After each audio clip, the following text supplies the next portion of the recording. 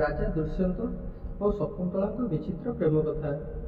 ଗର୍ଭବତୀ ହେବା ପରେ ରାଜା ଚିହ୍ନିବାକୁ କାହିଁକି ମନା କରିଦେଇଥିଲେ? ଶକୁନ୍ତଳା ସ୍ୱର୍ଗର ଅପ୍ସରା ମେନକା ଏବଂ ଋଷି ବିଶ୍ୱାମିତ୍ରଙ୍କ ଝିଅ ଥିଲେ। ଦେବରାଜ ଇନ୍ଦ୍ର ଋଷି ବିଶ୍ୱାମିତ୍ରଙ୍କ ତପସ୍ୟା ଭଙ୍ଗ କରିବା ପାଇଁ ଅପ୍ସରା ମେନକାଙ୍କୁ ପଠାଇଥିଲେ। ମେନକା ନିଜର ରୂପ ଏବଂ ସୌନ୍ଦର୍ଯ୍ୟ ଏବଂ ଯୌବନ ଦ୍ୱାରା ଋଷି ବିଶ୍ୱାମିତ୍ରଙ୍କ ତପସ୍ୟା ଭାଙ୍ଗିଥିଲେ ଏବଂ ଉଭୟଙ୍କ ମିଳନରୁ ଶକୁନ୍ତଳା ଜନ୍ମ ହୋଇଥିଲେ। ଜନ୍ମ ପରେ ହିଁ ମେନକା ଶକୁନ୍ତଳାଙ୍କୁ ଜଙ୍ଗଲରେ ଛାଡ଼ି ଦେଇଥିଲେ। ଶକୁନ୍ତ ନାମକ ଏକ ପକ୍ଷୀରୁ ନବଜାତ ଶକୁନ୍ତଳାର ରକ୍ଷା କରିବା ପରେ ଋଷି କଣ୍ୱା ତାଙ୍କୁ ତାଙ୍କ ଆଶ୍ରମକୁ ଆଣି ପକ୍ଷୀର ନାମ ଅନୁସାରେ ଶକୁନ୍ତଳା ନାମ ରଖିଲେ। ଶକୁନ୍ତଳା ଆଶ୍ରମରେ ପାଳିତ ହୋଇଥିଲେ ଏବଂ ଯେତେବେଳେ ସେ ବଡ଼ ହେଲେ ଶକୁନ୍ତଳା ତାଙ୍କ ମାତା ମେନକାଙ୍କ ପରି ସୁନ୍ଦର ହେଇଥିଲେ। ଦିନେ ଶିକାର କରିବା ସମୟରେ ହସ୍ତିନାପୁରର ରାଜା ଦୁଷ୍ୟନ୍ତ ଜଙ୍ଗଲକୁ ଆସିଥିଲେ ଏବଂ ଋଷି କାହ୍ନୁଆଙ୍କର ଦର୍ଶନର ଇଚ୍ଛା କରି ତାଙ୍କ ଆଶ୍ରମକୁ ଆସିଥିଲେ। ବାହାରୁ ସେ ଋଷି କଣ୍ୱାଙ୍କୁ ଡାକିଲେ। ଡାକ ଶୁଣି ଶକୁନ୍ତଳା ବାହାରକୁ ଆସିଲେ। ଶକୁନ୍ତଳାଙ୍କ ରୂପ ଓ ସୌନ୍ଦର୍ଯ୍ୟରେ ରାଜା ଦୁଷ୍ୟନ୍ତ ମନ୍ତ୍ରମୁଗ୍ଧ ହୋଇଗଲେ। ଶକୁନ୍ତଳା ସେମାନଙ୍କୁ କହିଥିଲେ ଯେ ଋଷି କଣ୍ୱା ଏକ ତୀର୍ଥଯାତ୍ରାରେ ଯାଇଛନ୍ତି। ଯେତେବେଳେ ରାଜା ଦୁଷ୍ୟନ୍ତ ଶକୁନ୍ତଳାଙ୍କ ପରିଚୟ ପଚାରିଲେ ଶକୁନ୍ତଳା କହିଥିଲେ ଯେ ସେ ଋଷି କଣ୍ୱାଙ୍କ ପୁତ୍ରୀ ଅଟନ୍ତି। ଋଷି କଣ୍ୱା ବ୍ରହ୍ମଚାରୀ ଥିଲେ। ତେଣୁ ରାଜା ଦୁଷ୍ୟନ୍ତ ଶକୁନ୍ତଳାଙ୍କ ପରିଚୟ ଶୁଣି ଆଶ୍ଚର୍ଯ୍ୟ ହୋଇଗଲେ। ତାପରେ ଶକୁନ୍ତଳା ତାଙ୍କ ଜନ୍ମ ଏବଂ ବଳିଦାନର କାହାଣୀ ବର୍ଣ୍ଣନା କରି କହିଥିଲେ ଯେ ସେ ଋଷି କଣ୍ୱାଙ୍କର ପୋଷ୍ୟ କନ୍ୟା ଅଟନ୍ତି। ରାଜା ଦୁଷ୍ୟନ୍ତ ଶକୁନ୍ତଳାଙ୍କୁ ଦେଖିବା ମାତ୍ରେ ସେ ଆକର୍ଷିତ ହୋଇ ତାଙ୍କ ପ୍ରେମରେ ପଡ଼ିଗଲେ। ଏଠାରେ ଶକୁନ୍ତଳା ମଧ୍ୟ ତାଙ୍କ ହୃଦୟ ଉତ୍ସର୍ଗ କରି ଦେଇଥିଲେ।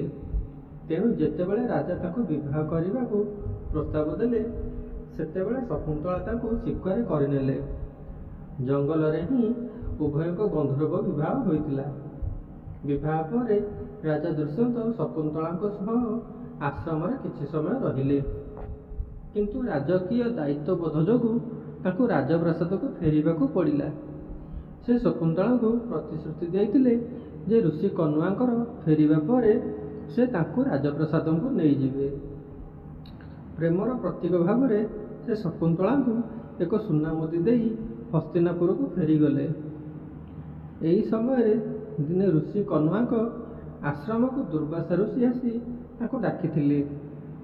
ରାଜା ଦୁଷ୍ୟନ୍ତଙ୍କ ଧ୍ୟାନରେ ହଜିଯାଇଥିବା ଶକୁନ୍ତଳା ତାଙ୍କ ଡାକ ଶୁଣିପାରିଲେ ନାହିଁ, ଯାହା ଋଷି ଦୁର୍ବାସା ତାଙ୍କ ଅପମାନ ଭାବରେ ଗ୍ରହଣ କରିଥିଲେ ଏବଂ ଶକୁନ୍ତଳାକୁ ଅଭିଶାପ ଦେଇଥିଲେ ଯେ ଯାହାର ଧ୍ୟାନରେ ଲୀନ ହୋଇ ତୁମେ ମୋତେ ଅପମାନିତ କରିଛ ସେ ତୁମକୁ ଭୁଲିଯିବେ।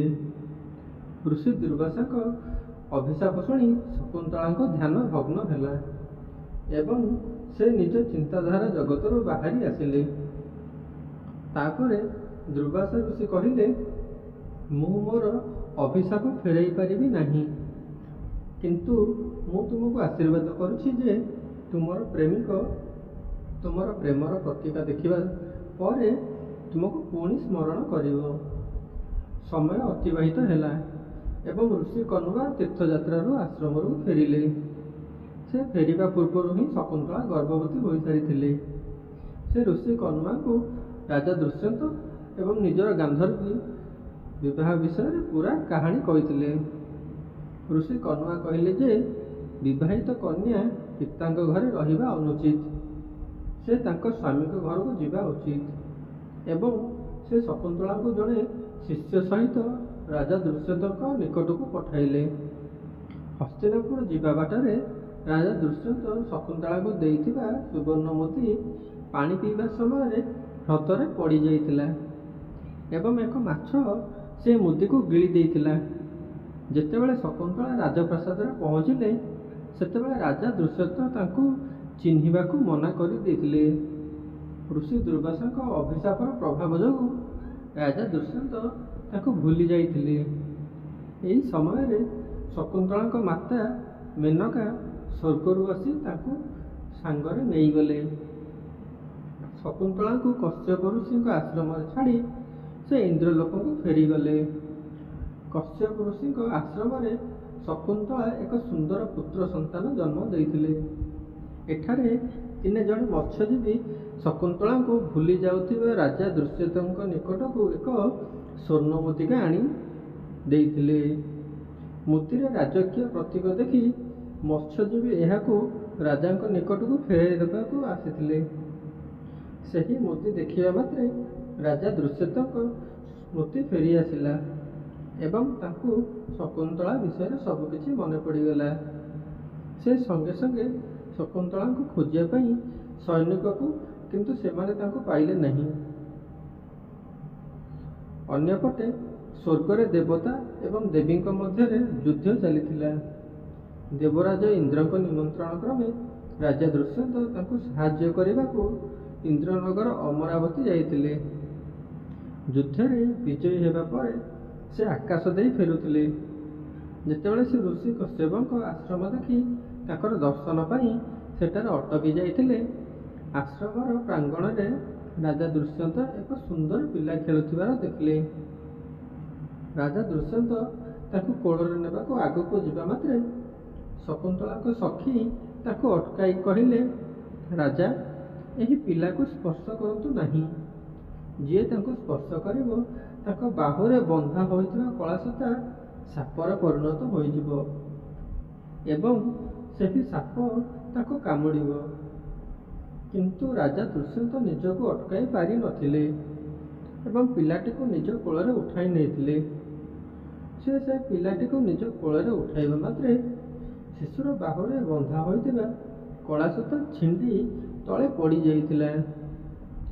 ଶକୁନ୍ତଳାଙ୍କ ବନ୍ଧୁ ଜାଣିଥିଲେ ଯେ ଯେତେବେଳେ ପିଲାଟିର ପିତା ତାକୁ କୋଳରେ ଉଠାଇବେ, ସେହି ପିଲାର ବାହୁରେ ବନ୍ଧା ହୋଇଥିବା କଳାସୂତା ଛିଣ୍ଡି ତଳେ ପଡ଼ିବ। ସେହି ପକ୍ଷୀ ଯାଇ ଶକୁନ୍ତଳାଙ୍କୁ ପୁରା କଥା କହିଲେ। ଯେତେବେଳେ ରାଜା ଦୁଷ୍ୟନ୍ତ ଶକୁନ୍ତଳାଙ୍କ ସାମ୍ନାକୁ ଗଲେ, ସେ ତାଙ୍କୁ ଚିହ୍ନିଲେ। କ୍ଷମା ମାଗି ସେ ଶକୁନ୍ତଳାଙ୍କୁ ରାଜପ୍ରାସାଦକୁ ଯିବାକୁ କହିଥିଲେ। ଶକୁନ୍ତଳା ରାଜି ହେଲେ। ତାପରେ ଋଷି କଶ୍ୟପଙ୍କ ଅନୁମତି ନେଇ ସେମାନେ ହସ୍ତିନାପୁରକୁ ଫେରିଗଲେ। ଏହିପରି ଭାବରେ ଦୁଇ ଜଣଙ୍କ ପ୍ରେମ କାହାଣୀ ସମ୍ପୂର୍ଣ୍ଣ ହେଲା। ଉଭୟଙ୍କର ଭାରତ ନାମକ ଏକ ପୁତ୍ର ଥିଲେ, ଯିଏ ପରେ ଜଣେ ଶକ୍ତିଶାଳୀ ରାଜା ହୋଇଥିଲେ ଏବଂ ତାଙ୍କ ନାମରେ ଭାରତବର୍ଷ ନାମରେ ନାମିତ ହେଲା। ଆଜିର କଥାକୁ ମୁଁ ଏଇଠାରେ ଶେଷ କରୁଛି। ଯଦି ଆପଣଙ୍କୁ ଭିଡ଼ିଓଟି ଭଲ ଲାଗୁଛି ତେବେ ଭିଡ଼ିଓକୁ ଲାଇକ୍ କରନ୍ତୁ ଏବଂ ଚ୍ୟାନେଲରେ ନୂଆ ହୋଇଥିଲେ ଚ୍ୟାନେଲକୁ ସବସ୍କ୍ରାଇବ୍ ନିହାତି କରନ୍ତୁ ଏବଂ ଆପଣଙ୍କ ସାଙ୍ଗମାନଙ୍କ ସହିତ ସେୟାର କରନ୍ତୁ। ପୁଣି ଥରେ ଆସିବି ଆଉ ଏକ ସୁନ୍ଦର କଥା ନେଇ। କମେଣ୍ଟ ବକ୍ସରେ ଜୟ ଜଗନ୍ନାଥ ନିହାତି ଲେଖନ୍ତୁ। ଭିଡ଼ିଓଟି ଶେଷ ପର୍ଯ୍ୟନ୍ତ ଦେଖିଥିବାରୁ ଆପଣଙ୍କୁ ହୃଦୟରୁ ବହୁତ ବହୁତ ଧନ୍ୟବାଦ। ଜୟ ଜଗନ୍ନାଥ।